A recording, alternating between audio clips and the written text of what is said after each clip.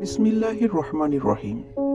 লা ইলাহা ইল্লাল্লাহু মুহাম্মাদুর রাসূলুল্লাহ সাল্লাল্লাহু আলাইহি সাল্লাম।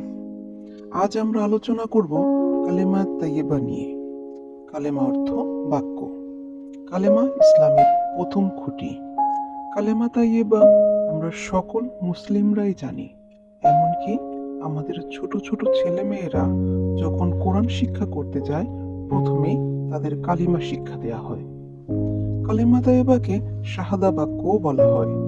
আসুন আজকে শাহাদা এর সম্পর্কে আমরা জেনে নেই। শাহাদা দুটি অংশে বিভক্ত। প্রথম অংশ তাওহীদ, লা ইলাহা ইল্লাল্লাহ। এখানে লা অর্থ নেই বা না, ইলাহ অর্থ উপাস্য, যার ইবাদত করা হয় অথবা উপাসনা পাওয়ার যোগ্য সত্তা। ইল্লাহ অর্থ ব্যতীত বা ছাড়া। আল্লাহ অর্থ একমাত্র আল্লাহ। সবগুলো অর্থ একত্রে করলে হয় আল্লাহ ছাড়া ইবাদতের যোগ্য কেউ নেই। এটি তাওহীদের ঘোষণা। দ্বিতীয় অংশ রিসালাত, মুহাম্মাদুর রাসূলুল্লাহ। এখানে মুহাম্মাদুর অর্থ প্রশংসিত বা আমাদের নবী মুহাম্মদ সাল্লাল্লাহু আলাইহি সাল্লাম।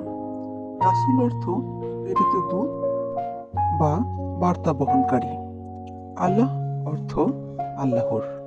এখানে সবগুলো অর্থ একত্রে করলে হয় হযরত মুহাম্মদ সাল্লাল্লাহু আলাইহি সাল্লাম আল্লাহর প্রেরিত দূত বা রাসূল। সম্পূর্ণ অর্থ একসাথে করলে তা হবে আল্লাহ ছাড়া কোনো মাবুদ নেই।